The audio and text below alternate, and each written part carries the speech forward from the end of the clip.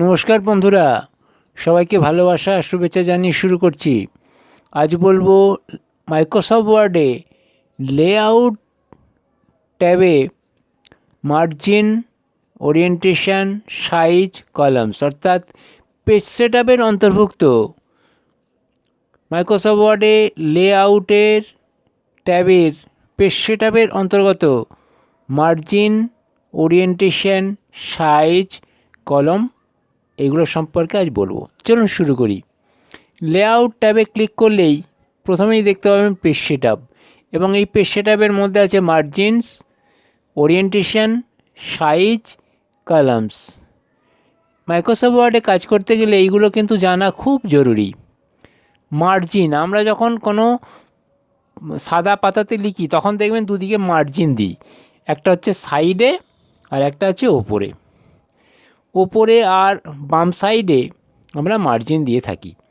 চলুন সেটাই আমি প্রথমে দেখাই। আমি প্রথমে কিছু লেখা আনি, তাহলে বুঝতে সুবিধা হবে।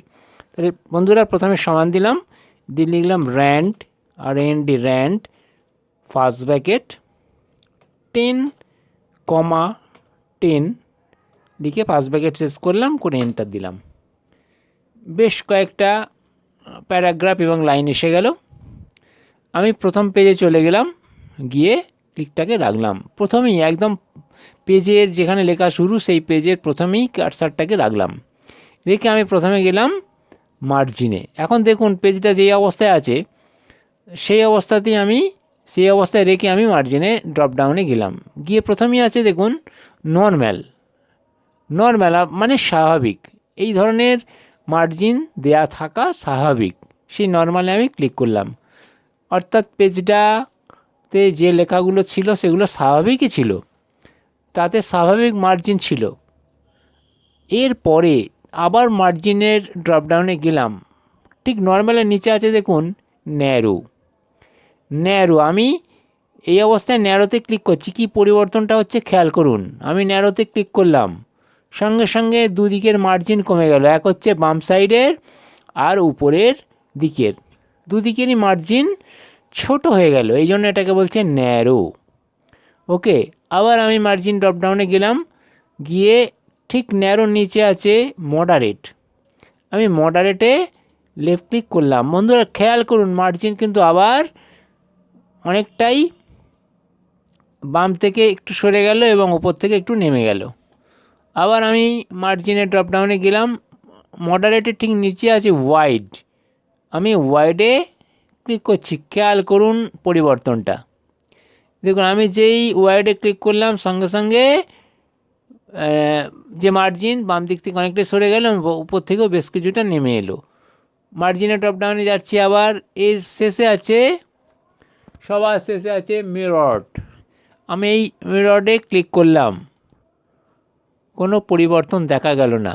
আমি মার্জিনের ড্রপডাউনে গিয়ে নর্মালে ক্লিক করলাম, যে নর্মাল মার্জিনটা থাকে সেটাতে হাজির হলো। আমি আবার মার্জিনের ড্রপডাউনে গিয়ে এবার আমি মিররে ক্লিক করছি, দেখুন পরিবর্তনটা সঙ্গে সঙ্গে পরিবর্তন হলো।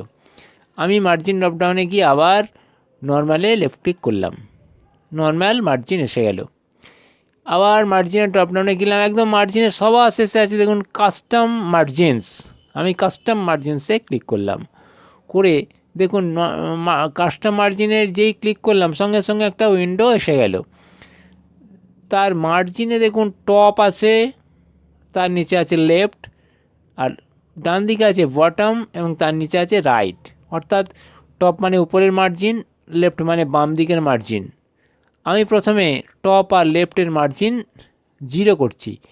উপরের ড্রপডাউনটা ক্লিক করলে বাড়বে, আর নিচেরটা ক্লিক করলে কমবে। কমতে কমতে কমতে কমতে আমি এটাকে 0 করে দিলাম, একদম 0। ওকে, আর 0 করার পরে লেফটেও 0 করলাম। আস্তে আস্তে নিচের ড্রপডাউনটা ক্লিক করবেন, করলে দেখবেন ক্রমশ কমতে কমতে 0 হয়ে গেছে। তাহলে আমি টপেও 0 করলাম আর লেফটেও 0 করলাম, করে ওকে করলাম।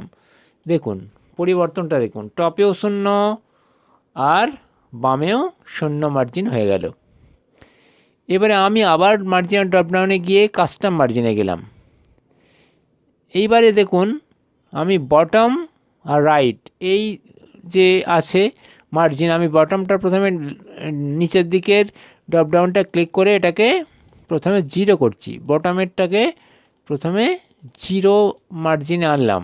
তারপরে রাইটেরটাও নিচের ড্রপডাউনটা ক্লিক করে আমি এটাকেও 0তে নিয়ে এলাম।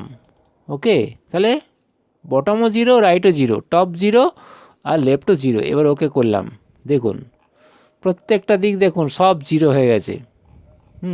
তাহলে আমি যেমন 0 করতে পারি তেমনি বাড়াতেও পারি। আবার মার্জিনে ড্রপডাউনে গেলাম, গিয়ে আমি নর্মালে ক্লিক করলাম। ঠিক আছে, কিন্তু নর্মাল হলো না। তাহলে আমি কি করব, মার্জিনে আবার যাব, ড্রপডাউনে গিয়ে কাস্টম মার্জিনে যাব, গিয়ে আমি টপটাকে প্রথমে কিছুটা বাড়িয়ে দেবো, আর লেফটেও উপরের ড্রপডাউনটা ক্লিক করে বাড়িয়ে দেব, তেমনি বটমও বাড়িয়ে দেব এবং রাইটও উপরের ড্রপডাউনটা ক্লিক করে বাড়িয়ে ওকে করলাম। দেখুন মার্জিন আবার 0 থেকে যে বাড়িয়েছিলাম সেই বাড়ানোতে হাজির হলো। ওকে, এরপরের যে পেজ সেটআপের অংশটা আছে সেটা হচ্ছে ওরিয়েন্টেশন। ওরিয়েন্টেশনে দুটো পার্ট আছে, এক হচ্ছে পোর্ট্রেট আর 2 হচ্ছে ল্যান্ডস্কেপ। এখন ওরিয়েন্টেশনের ড্রপ ডাউনে ক্লিক করলেই প্রথমে থাকে পোর্ট্রেটটা হচ্ছে ডিফল্ট।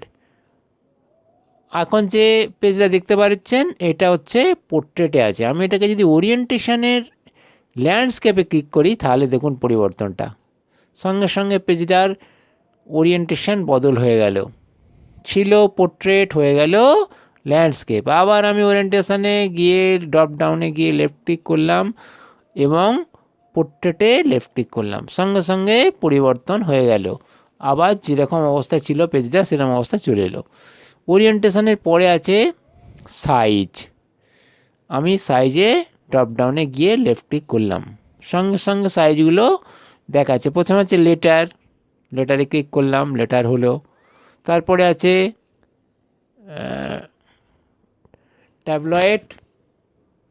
ট্যাবলয়েডে ক্লিক করলাম, সঙ্গে সঙ্গে ট্যাবলয়েড হয়ে গেল।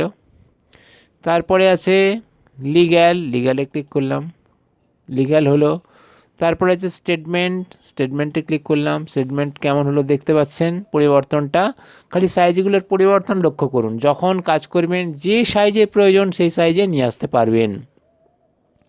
এরপরে আছে এক্সিকিউটিভ ক্লিক করলাম, আবার সাইজের ড্রপডাউনে গিয়ে A3তে ক্লিক করলাম। দেখুন A3 পেজটা অনেকটাই বড়, তাই A3 বড় আকারে দেখাচ্ছে।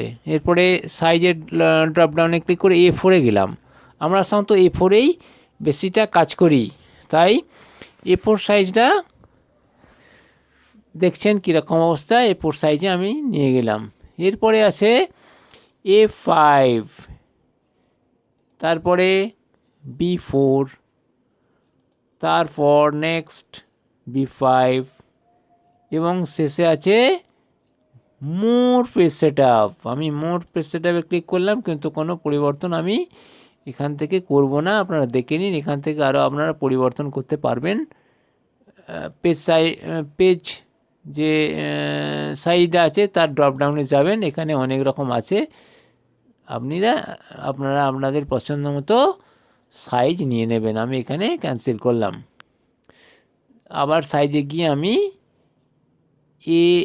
লেটারে ক্লিক করলাম, তাহলে আমি লেটারে ছিলাম, লেটারে ক্লিক করে আবার লেটারে ফিরে এলাম। ঠিক এর পরেই সাইজের ঠিক পরেই আছে দেখুন কলামস। এখানে যে লেখাটা আছে একটা কলামে আছে। আমি কলামসের ড্রপডাউনে গেলাম, দেখুন 1 হয়ে আছে। আমি 2তে ক্লিক করছি, দেখুন 2টো কলামে বিভক্ত হয়ে গেল। পুরো লেখাটা পুরো পেজটা 2টো কলামে বিভক্ত হলো। এরপরে আবার আমি কলামের ড্রপডাউনে গিয়ে 3তে ক্লিক করলাম, সঙ্গে সঙ্গে লেখাগুলো 3টে কলামে বিভক্ত হয়ে গেল। আবার কলামসের ড্রপডাউনে গিয়ে আমি লেফট আর রাইটে যাচ্ছি না। আচ্ছা, লেফটে ক্লিক করি একবার, কেমন হয় দেখুন। লেফটটা বড় হয়ে গেল, রাইটটা ছোট হয়ে গেল। সরি, লেফট ছোট, রাইট বড়। এবার আবার গেলাম, রাইটে ক্লিক করলাম, তাহলে লেফট বড়, রাইট ছোট হয়ে গেল।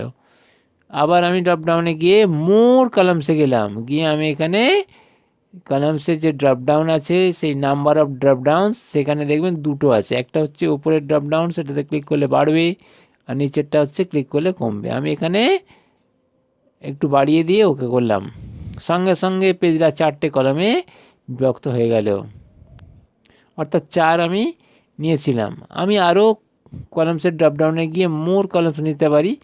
আমি এখানে কয়েকটা ক্লিক করলাম, বাড়িয়ে দিলাম, বাড়িয়ে দিয়ে ওকে করলাম, দেখুন পেজটা কয়েকটা কলমে বিভক্ত হয়ে গেল। প্রথমে আমি কিছু লেখা আনছি সামার র্যান্ড এই কমান্ডের সাহায্যে।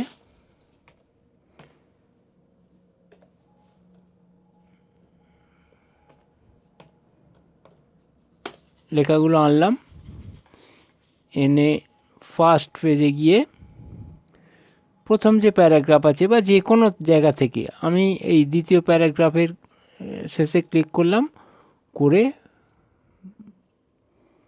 লেআউটের পেজ সেটআপের অন্তর্গত ব্রেকসের ড্রপডাউনে গিয়ে লেফট ক্লিক করলাম। প্রথমেই আছে পেজ ব্রেক, অর্থাৎ পেজটা ব্রেক হয়ে যাবে। আমি যেখানে কার্সারটা রেখেছি সেখান থেকে পেজটা ব্রেক হয়ে যাবে, ক্লিক করলাম, সঙ্গে সঙ্গে পেজটা ব্রেক হয়ে গেল। এখন এই ব্রেকসের ড্রপডাউনে গেলে আমরা দেখতে পাবো columns, text wrapping, next page, continuous, event page, odd page, প্রত্যেকটা মেনুর কাজ মোটামুটি একই রকম। তাই আমি শুধুমাত্র ব্রেকসের পেজ ব্রেকটাই দেখালাম। এরপরে আমি যাব লাইন নাম্বার। আমি প্রথমেই পেজের প্রথমে একদম শুরুর জায়গাতে ক্লিক করলাম, করে লাইন নাম্বারসে গিয়ে কন্টিনিউয়াসে ক্লিক করলাম। যেই ক্লিক করলাম সঙ্গে সঙ্গে লাইন নাম্বারগুলো এসে গেল, অর্থাৎ যতগুলো লাইন আছে পেজের মধ্যে ততগুলো লাইন নাম্বারিং হয়ে গেল। এইভাবে আপনারা পেজের লাইনের নাম্বারিং করতে পারেন। এই লাইন নাম্বারের ঠিক পরে আছে হাইফিনেশন। হাইফিনেশনটা কি না, একটা শব্দ যখন লিখতে লিখতে একদম লাইনের শেষে চলে যায়, সেই শেষে গেলে অনেক সময় দেখা যায় একটা শব্দের একটা পার্ট ওই লাইনে থেকে যায়, অন্য পার্টটা দ্বিতীয় লাইনে হাইফিনেশন হয়ে এসে যায়। আমি এখানে একটা শব্দ দেখাচ্ছি, দেখুন কি ওয়ার্ড বলে একটা লেখা আছে, আমি তার আগে লেফট ক্লিক করলাম, করে হাইফিনেশনে গিয়ে ম্যানুয়ালে বা অটোমেটিকে, আমি অটোমেটিকে প্রথমে ক্লিক করলাম, করে আমি আবার হাইফিনেশনে গিয়ে ম্যানুয়ালে ক্লিক করলাম, সঙ্গে সঙ্গে হাইফিনেশন ইজ কমপ্লিটেড দেখাচ্ছে। আমি যদি এখানটায় স্পেস দিই তাহলে কিটা রয়ে গেল আর ওয়ার্ডটা পরের লাইনে চলে গেল। দেখুন একটা হাইফিনেশন এসে গেছে। এইভাবে আপনারা হাইফিনেশন দিতে পারবেন। যদি হাইফিনেশন ম্যানুয়াল ক্লিক করে থাকেন তাহলে অটোমেটিক্যালি হাইফিনেশন নিয়ে নেবে। তাহলে বন্ধুরা, আজ আমি লেআউটের অন্তর্গত ব্রেকস, লাইন নাম্বার এবং হাইফিনেশন সম্বন্ধে বললাম। আজ এই পর্যন্ত। আপনারা সকলে ভালো থাকবেন। আপনাদের সকলকে শুভেচ্ছা আর ভালোবাসা জানিয়ে শেষ করছি। ধন্যবাদ। লেআউটে ক্লিক করলে এই প্যারাগ্রাফ গ্রুপটা দেখতে পাবেন। প্যারাগ্রাফ গ্রুপে একটি আছে ইনডেন্ট, অন্যটি হলো স্পেসিং। এই ইনডেন্ট আর স্পেসিং দেখানোর জন্য আমি প্রথমে এক লাইন লিখব, he is a good boy, লিখলাম। লিখে দেখানোর সুবিধার জন্য এই সাইজটাকে আমি একটু বড় করে নিলাম। লেখাটা বড় হয়ে গেল। আমি আবার লেআউট ট্যাবে গেলাম, গিয়ে প্যারাগ্রাফিক গ্রুপের প্রথমেই আছে ইনডেন্ট। ইনডেন্টের ঠিক নিচে আছে দেখবেন লেফট এবং রাইট।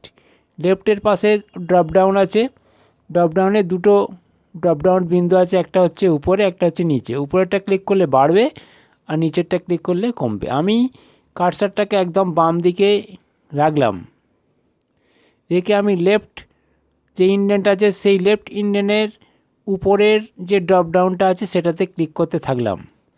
দেখুন আস্তে আস্তে কেমন বাড়ছে এবং লেখাটা ডান দিকে ক্রমশ সরে যাচ্ছে।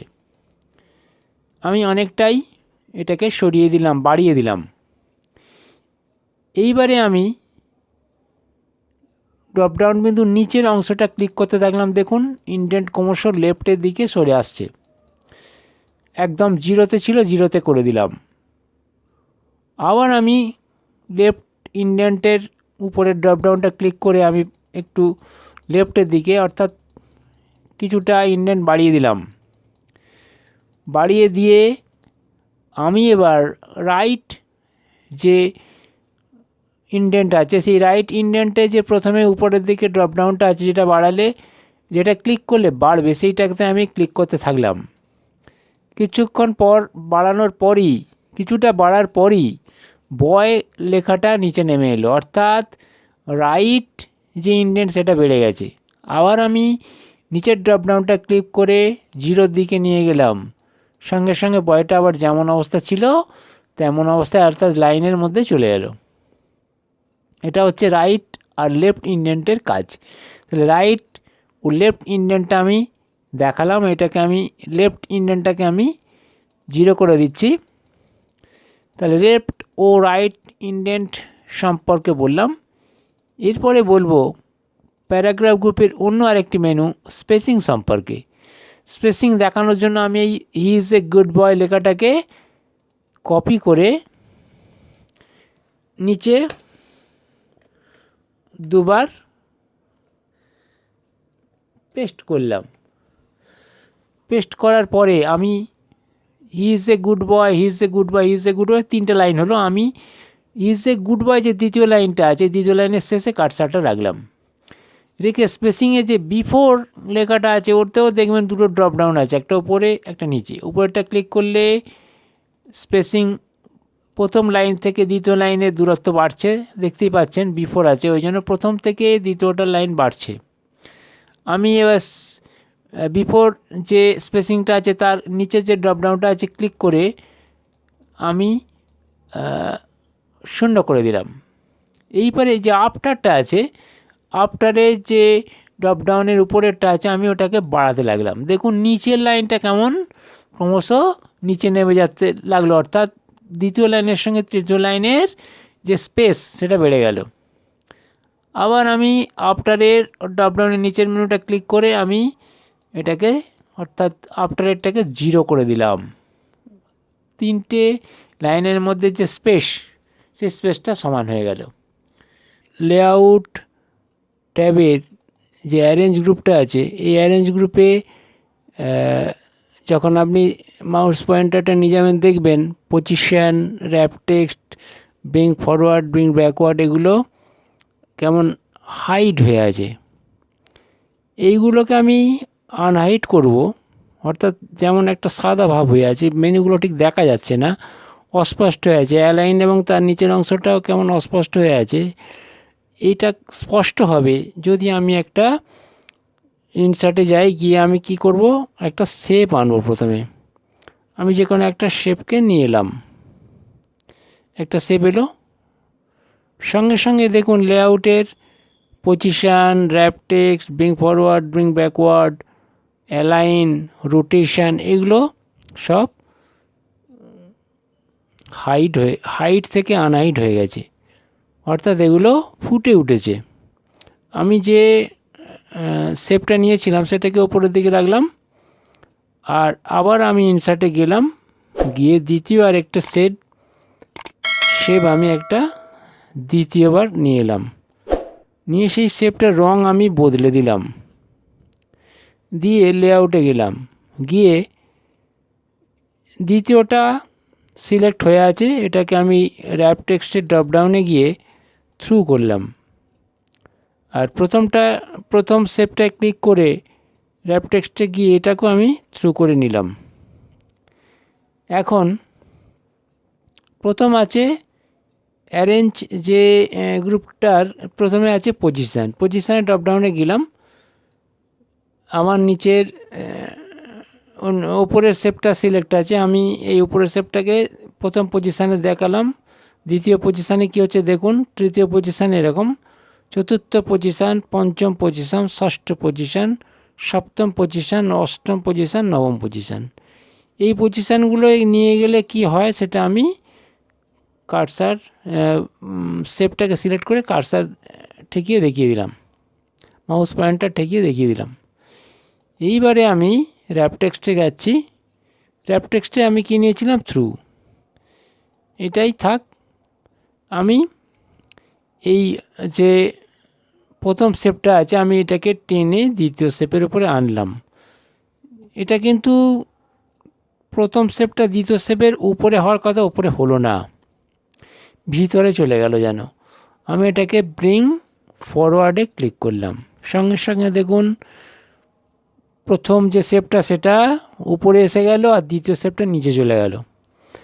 আমি এবার যদি ব্রিং ফরওয়ার্ড করি, ব্রিং ব্যাকওয়ার্ড করি, তাহলে দেখুন কি হচ্ছে, আবার এই দ্বিতীয় শেপটার প্রথমে চলে এলো। তাহলে ব্রিং ফরওয়ার্ড করলে ব্যাকে চলে যাচ্ছে, সেন্ড ব্যাকওয়ার্ড করলে প্রথমে চলে আসছে। ওকে, এইবারে আমি সিলেকশান যে পেন আছে এতে আমি লেফট ক্লিক করলাম। যেই লেফট ক্লিক করলাম ডান দিকে দেখুন একটা উইন্ডো ছোটো এসে গেছে। 1 নম্বর যে শেপটা সিলেক্ট হয়ে আছে বলে 1 নম্বরটায় সিলেকশান দেখাচ্ছে। আমি যদি 2 নম্বরটায় ক্লিক করি তাহলে 2 নম্বরটা সিলেকশান হয়ে যাবে। আমি এটাকে সরালে বুঝতে পারবেন 2 নম্বরটা হয়ে গেছে। আবার যদি আমি 1 নম্বরে ক্লিক করি 1 নম্বরটা সিলেকশান হয়ে যাবে। তাহলে এই যে সিলেকশান পেনের সাহায্যেও শেপকে সিলেক্ট করা যায়। ওকে, এইবারে দেখুন সিলেকশান পেনের ঠিক পরে আছে align left, align centre, align right. আমি লেফটে ক্লিক করলাম, ছবিটার সঙ্গে সঙ্গে শেপটার সঙ্গে সঙ্গে লেফটে চলে গেল। সেন্টারে ক্লিক করলাম, সেন্টারে এলো। রাইটে ক্লিক করলাম, রাইটে এলো। আবার অ্যালাইনমেন্টের ড্রপডাউনে গিয়ে আমি অ্যালাইন টপ করলাম, উপরে চলে গেল। অ্যালাইন মিডিল করলাম, মিডিলে গেল। অ্যালাইন বটমে ক্লিক করলাম, তলায় চলে গেল। আবার অ্যালাইনে গিয়ে আমি মিডিলে ক্লিক করলাম, শেপটা মিডিলে এসে গেল। এরপরে দেখুন আর একটা আছে রোটেট। এই রোটেটের একটা ড্রপডাউন আছে রাইট 90 ডিগ্রি, যে রাইট হয়ে গেছে। আবার আমি রাইটের 90 ডিগ্রিতে নিয়ে গেলাম। এখন লেফট 90 ডিগ্রি, লেফটে ঘুরে গেছে। মুখটা দেখুন লেফটে চলে গেছে, মুখের দিকটা। Flip vertical, flip horizontal. Vertical করলে কীরকম হচ্ছে আর হরাইজন্টাল করলে কীরকম হচ্ছে দেখে নিন, দেখতে পাচ্ছেন আশা করি।